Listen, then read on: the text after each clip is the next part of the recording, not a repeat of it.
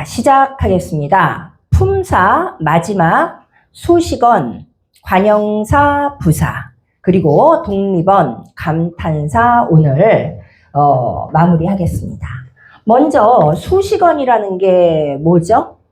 다른 말을 꾸며주는 기능을 하는, 그래서 체언을 꾸며주면 관형사, 그리고 용언을 꾸며주면 부사, 일반적으로는 이렇게 나누고요. 의미상으로 여러분이 잡고 싶으면 일반적으로는 어떤에 해당하는 게 관형사, 그리고 어떻게에 해당하는 게 부사라고, 이건 가장 좀 넓게 편하게 좀 봤을 때 그렇게 보면 돼요. 자, 관형사의 특징을 보면요. 체언을 꾸며줍니다. 어떤 무엇 하는 식으로 체언을 꾸며주죠. 그런데 사실 대명사나 수사 같은 경우는 이 관형사의 꾸밈을 받는 게 어색한 경우가 되게 많아요. 그래서 주로 명사를 수식하고요. 다음, 조사와는 절대 결합을 못합니다. 대부분 조사가 여기도 붙고 저기도 붙고 많이 붙거든요. 근데 이 관형사하고 마지막 감탄사 쪽에는 조사가 못 붙고요. 또 반대로 조사를 붙여봐서 이게 말이 안 되네. 그럼 관형사록은 이렇게 찾을 수 있는 지표도 돼요. 그 다음, 당연히 얘는 불변어가 되는 거죠. 자, 관형사에 세 가지 종류가 있어요. 먼저 성상관형사, 성질과 상태를 나타내는 건데요. 새, 헌, 대표적이죠. 그래서 어떤 옷, 새 옷, 어떤 옷, 헌 옷. 그 다음 지시관형사는 대표적인 게 이그죠. 그래서 관형사 그러면 막상 뭘 생각해야 되지? 뭐더라? 이렇게 되거든요. 그럴 때 새, 헌, 이그죠. 새, 헌, 이그죠. 요거를 기억해 주시면 돼요. 자, 이그저는요, 거리에 따라서 나눠집니다. 여기 보세요. 말하는 사람 화자와 가까우면 이, 듣는 사람 청자와 가까우면 그. 자, 말하는 사람, 듣는 사람 다 먼 저쪽에 있는 건 저. 이, 그, 저. 그렇게 기억하시면 돼요. 그래서 얘네들이 이 사람, 그 나무, 저 의자 하는 식으로 뒤에 체언을 꾸며주게 되는 거죠. 그런 저런 무슨 아무 어느 이런 것들도 있어요. 자, 수관형사가 있습니다. 우리 한국어에 넘버의 개념을 나타내는 품사가 수사만 있다고 착각들을 하는데요. 사실 수관형사가 엄청 많은 일을 해요. 굉장히 많은 단위 의존 명사가 있죠. 한 사람, 두 사람, 세 사람, 네 사람. 한 켤레, 두 켤레, 세 켤레, 네 켤레. 한 그루, 두 그루, 세 그루, 네 그루. 차 한 대, 두 대, 세 대, 네 대. 이거 전부 다 수관형사가 뒤에 단위 의존 명사를 꾸며주는 거예요. 자, 그래서 거기 옆으로 가서 수관형사와 수사의 구별 한번 보겠습니다. 자, 먼저 사과 하나 줘. 이렇게 되면 하나만 줘, 하나를 줘. 이런 식으로 뒤에 조사가 붙을 수가 있고요. 조사는 생략도 가능해요. 이러면 당연히 뭐가 된다고? 수사가 됩니다. 그런데 사과 한 개 줘. 이런 식으로 한이 개를 꾸며주는 경우 요 한은 뭐라고요? 수관형사가 되는 거예요. 자, 요거 시험에 참 많이 나와요. 기억해 두세요. 얘네는 짝을 이루는데요. 요 두 개가 절대 한 개라도 없으면 안 돼요. 그래서 이 단위 의존 명사 앞에는 100% 수관형사, 수관형사 뒤에는 100% 단위 의존 명사. 딱 봤는데 단위 의존 명사가 없습니다. 그러면 수사예요. 그리고 조사를 붙여봤는데 하나만 줘 말이 돼요. 여기는 조사를 붙일 수가 없죠. 관형사 뒤에는 조사가 못 붙는다고 방금 말했습니다. 한 을개, 한 이개 다 안 돼요. 그래서 얘는 수사, 얘는 수관형사.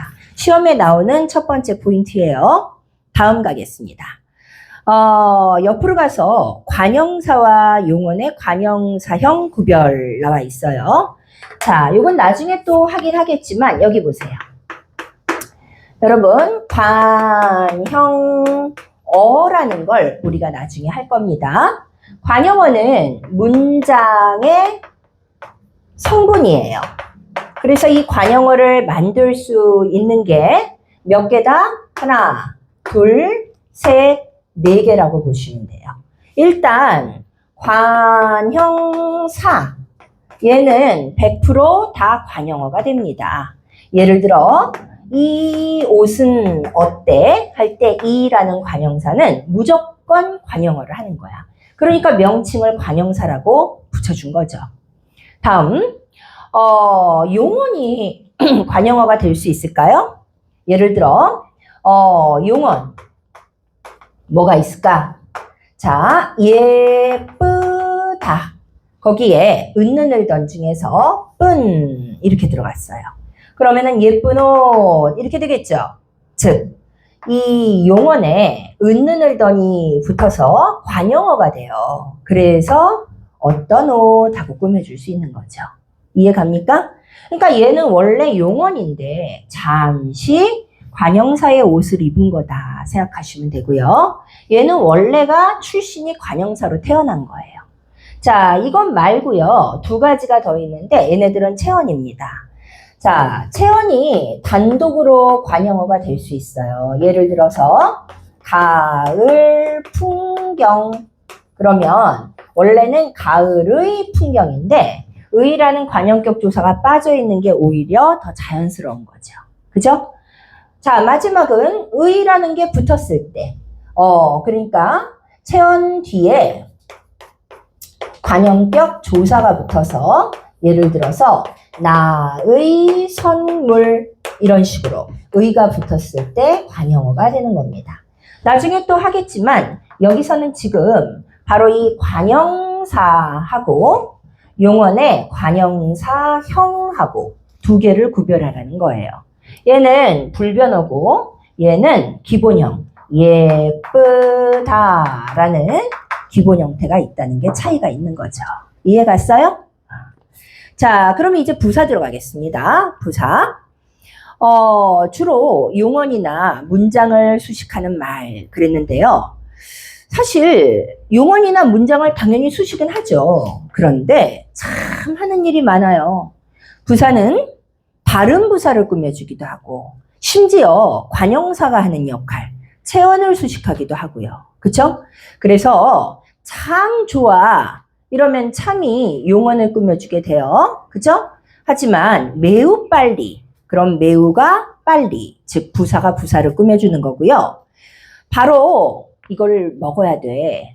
왜? 따뜻할 때 이거 바로 먹어라. 이런 식으로 얘기하면 바로 먹어라. 용언을 꾸며주는 건데 내가 좋아하는 거는 바로 이것 또는 바로 너 이런 뭘 꾸며줘요? 바로가 계속 나오네. 부사가 너라는 체언을 꾸며주는 거죠. 그러니까 굉장히 오지랖 넓게 부사는 여기저기 잘 쓰인다는 얘기예요. 역시 형태는 변하지 않고 격조사와 결합할 수는 없지만 보조사하고는 또 붙을 수가 있습니다. 자, 빨리도 달린다 해서 여기 도 같은 보조사가 들어갈 수 있어요. 그럼 부사에는 어떤 종류가 있는가 봅시다. 어떻게에 사실은 가장 잘 들어맞는 게 성질, 상태를 나타내는 성상부사. 매우 쉬웠다. 정말 쉬웠어. 눈이 자주 오네. 밥 잘 먹는다. 일반적인 가장 우리가 잘 알고 있는 부사죠. 다음 지시부사는 이리 오너라. 저리 가거라. 어찌 이를 그리 하느냐 하는 조금은 예스러운 느낌이 나는 이리 그리 저리. 그 다음 부정부사는 안, 못 이 두 개 정도예요. 안 먹어, 못 먹어 부정부사. 다음 부사가 문장 전체를 꾸며준다면요. 문장부사라고 하는데 특별히 이 양태부사가 시험에 좀 많이 나와요. 왜? 이걸 부사라고 생각을 못하는 친구들도 많고요. 특히 얘는 특정한 서술어와 호응을 하는 경우가 많아요. 다행히 하고서는 긍정적인 말이 나와야 돼. 다행히 뭐뭐 했다. 과연 뒤에는 의문형이라든지 감탄이 나오고요. 과연 그럴까? 과연 이러구나. 또는 결코 아니야. 부정어와 호응하고 제발 그 뒤에는 어떤 소망 같은 게 나오는 거지. 그죠? 모름지기 뭐뭐 해야 한다. 당위 설마 뭐뭐 하겠어? 의문형. 이런 식으로 특정 서술어와 호응해서 말하는 이의 심리적 태도를 나타내는 양태부사입니다. 자, 접속부사는 우리 비문학 할 때요. 그리고, 그러나, 그런데 이런 것들이 다 접속부사예요. 문장과 문장을 역접인지 순접인지 전환인지. 그래서 얘네들을 담화 표지라고도 합니다. 이걸 딱 보면 다음에 내용이 대충 이제 감이 잡히는 거죠. 그러나 하면 여태까지 얘기랑 다른 얘기를 할 거고, 그리고 하면 앞에 얘기랑 비슷한 열거를 할 거고. 되죠? 자, 독립어까지 바로 나갈게요. 독립어는 일단 감탄사가 있는데요. 그 감탄사의 종류를 좀 봅시다. 아, 어머나, 요거는 당연히 알고 있는 느낌의 감탄사고요. 부름의 감탄사는 야, 이런 거. 여보, 이런 거. 그 다음 대답할 때 네, 아니, 이런 거. 마지막은 입버릇이나 더듬거림이라 그랬는데요. 군말이라고도 해요. 지난번에 선생님 영상 찍은 걸 내가 다시 한번 봤더니 선생님 수업하면서 자라는 말을 너무 많이 하더라고. 그래서 오늘은 자를 안 할 거야. 이게 군말이에요. 자, 이런 거. 그래서 말하면서 입버릇처럼 중간에 어떤 감탄사가 들어가는 경우가 있죠. 그러면 여기까지 이제 끝났고요. 이제 시험 포인트 옆으로 가서 좀 중요한 거 몇 가지 찍어 드릴게요. 거기 관형사와 용언의 관형사형 구별 첫 번째 거 했고요. 두 번째 거 들어가겠습니다. 자, 이거죠. 얘네가 사실 두 가지로 쓰여요. 하나는 지금 말한 관형사로 쓰일 수도 있고요. 그 다음에 대명사로 쓰일 수도 있죠. 이런. 자, 대명사로 쓰이는 경우는 어떻게 확인할 수 있을까? 조사를 붙이면 되지. 그치? 그래서 예문 많이 얘기했지만 이 옷, 그러면 이가 옷을 꾸며주는 것으로 끝나니까 얘는 관형사예요. 그런데 나는 그를 사랑해. 그러면 여기서 그는 뭐지? 그 남자란 뜻이잖아. 그치? 그 옷하고는 다른 거예요. 뒤에 이렇게 조사를 붙여봐서 말이 되면 이거는 그 남자라는 대명사가 된다는 거. 자, 생긴 건 똑같을 수 있어요. 여기 그로 바꿔버리자. 그 옷하고 그를 사랑해. 다르다는 거. 품사가 달라요. 다음 밑으로 내려가서 의성, 의태부사가 나오는데요. 이거 우리 학생들이 많이들 헷갈리는데 이건 특히 문학에서 문제가 돼요. 자, 문학에서 음성 상징어를 활용해서 운율을 형성하고 생동감을 준다. 찾으세요. 그러면 이제 학생들이 찾아야 되는데 어떤 학생들은 뭐 반짝거린다. 이거 되지 않아요? 이런 경우가 있어. 반짝이란 말은 원래 이 부사가 맞긴 맞거든요. 근데 그 뒤에 거리다라는 접사가 붙어서 형용사가 된 거야. 기본적으로 의성, 의태, 부사인 음성 상징어는 거리다, 스럽다 이런 게 붙으면 안 돼요. 부사여야 해요, 부사. 그래서 반짝반짝, 번쩍번쩍, 말랑말랑, 멍멍, 꿀꿀, 꽥꽥 이런 것들 뒤에 뭐뭐다 하는 식으로 이 접사가 붙어서 형용사나 동사처럼 된 거는 기본적으로 의성, 의태, 부사가 아닙니다. 파생어가 되어서 파생 형용사나 파생 동사가 된 거예요. 아셨죠? 그러니까 다시 말하지만 여기 나와 있는 형태 사각사각 하고 끝나야 돼요. 살랑살랑 하고 끝나야 돼요. 대부분 이런 의성, 의태, 부사는 첩, 중첩 두 개가 붙어 있는 경우가 많습니다. 그쵸? 그래서 딱 봐도 운율을 형성하고 있는 거죠. 생동감도 느끼게 하고요. 한국어의 특징입니다. 자, 174쪽으로 넘어갈게요. 방금 자를 또 했네. 이제 10분만 수업하면 돼요. 관형사가 어떻게 배열이 될까요? 사실 이거는 우리가 직관으로 봐도 대부분 맞추죠. 저, 헌신발이라고 하지. 헌, 저 신발? 좀 어색하긴 하는데 뭐 가끔 쓰긴 써. 근데 이게 여러 개가 들어갔을 때는 저, 두, 헌 신발 해서 지시가 제일 먼저, 그 다음에 수, 관형사, 마지막이 성상. 성질과 상태가 가장 가까이 붙는 겁니다. 다음, 체언 수식부사 볼게요. 그는 오직 공부에만 열중했다. 그렇다면 그는 오직 열중했다. 좀 이상하죠? 오직 공부 이런 식으로 공부를 수식하고요. 다만 얼마라도 좋으니 제일 아래 이런 식으로 체언 수식 부사들이 좀 있어요. 자, 그 다음 거가 제일 중요해요. 별 막 치세요. 이게 시험에 제일 많이 나온다고 봅니다. 지금 또 한 번 관형사와 형용사의 구별인데요. 요것 말고 관형사와 형용사의 구별을 보면 자, 첫 번째 예시 드립니다. 난 다른 사람과 다른 것 같아. 이 예문을 아예 외워버리세요. 그러면 여기도 다른이 나오고 여기도 다른이 나옵니다. 그런데 이 다른과 이 다른은 달라요. 다르다고. 자, 둘 중에서 딴이라는 말과 교체가 가능한 게 뭘까요? 관형사예요. 관형사입니다. 자, 그러면 여기 보세요. 1번. 1번이 관형사다. 손 들어봐. 2번이 관형사다. 손 들어보세요. 해봅시다. 난 딴 사람과 다른 것 같아. 괜찮죠? 괜찮죠? 이번에는 2번. 난 다른 사람과 딴 것 같아. 어때요? 어색하죠? 그치? 그래서 여기는 딴, 교체가 가능하니까 관형사고요.